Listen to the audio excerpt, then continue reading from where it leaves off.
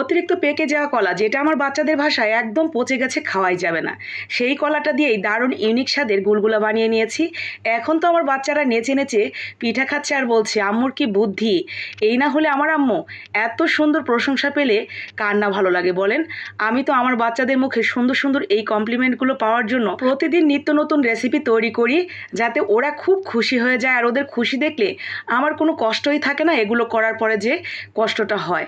তো আমি আজকে এই ইউনিক স্বাদের গুলগুলা তৈরি করব। তার জন্য প্রথমেই 1 কাপ পরিমাণ কুসুম গরম পানি নিয়েছি আর 1 চা চামচ ইস্ট এখানে মিশিয়ে দিলাম।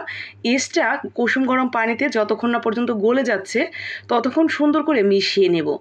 এই ইস্ট দেওয়ার সময় অবশ্যই খেয়াল রাখবেন চিনি দেওয়ার আগেই ইস্ট দেবেন।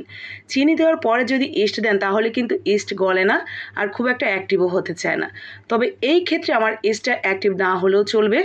তো আমি এখানে স্বাদ মতো লবণ আর 2টা কুসুম দিয়েছি ডিমের।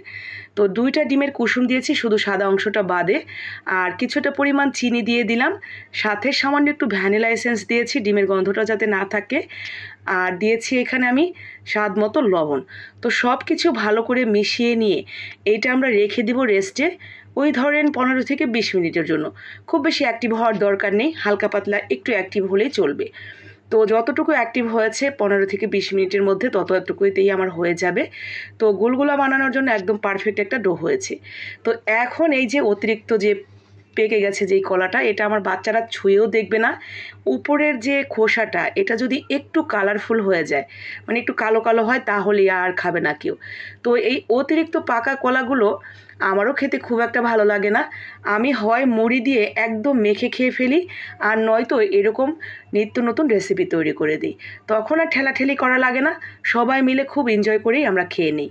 তো সেই কলাটা আমি খুব ভালো করে হাত দিয়ে মেখে নেব, আর কলাটা দেওয়ার পরে মিষ্টিটা আবার একটু চেখে দেখব যে মিষ্টিটা ঠিকঠাক আছে কি না। যদি ঠিক থাকে তাহলে আর মিষ্টি দেওয়ার দরকার নেই। যদি মনে হয় যে আর একটু চিনির প্রয়োজন, তাহলে আর একটু চিনি অ্যাড করে দিয়ে ঠিক এইভাবে মেখে নিতে হবে। মাখতে মাখতে ঠিক এমন হয়ে যাবে। এই পর্যায়ে আমাদের ডোটা একদম রেডি হয়ে গেছে। আমি ঠিক এইভাবে দেখেন, এইভাবে হাতের মধ্যে নিয়ে ঠিক এইভাবে তেলের মধ্যে ছেড়ে দিব। এতে করে জিনিসগুলো খুব সুন্দর গোল গোল হবে, আর যার কারণে এগুলোর নাম কিন্তু গুলগুলা। একদম গোল গোল, আপনার অটোমেটিক দেখবেন তেলে দেওয়ার সাথে সাথে ফুলে ডাবল হয়ে গেছে, অটোমেটিক ঘুরে ঘুরে এগুলো ভাজা হয়ে যাবে। তো এই তো হয়ে গেছে, একদম কালার করে সুন্দর করে তুলে নেবেন। ব্যাস, আমাদের দারুণ স্বাদের পেকে যাওয়া কলা দিয়ে ইউনিক গুলগুলা রেসিপি তৈরি হয়ে গেল।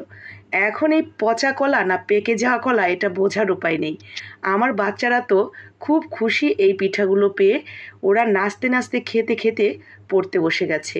আপনিও কিন্তু বাসায় এই ধরনের কলা থাকলে কাজে লাগিয়ে ফেলতে পারেন। তো তারা দেখবেন খুব খুশি হয়ে খেয়েও নেবে, আর সুন্দর একটা নাস্তাও হয়ে গেল। এটা ভেতর থেকে যতটা নরম তুলতুলে, খেতেও অসম্ভব মজার, একদম ইউনিক স্বাদের। ভালো লাগলে বানিয়ে নেবেন, লাইক কমেন্ট শেয়ার করে দিবেন যাতে বাকি আপু ভাইয়েরাও দেখে শিখে নিতে পারে।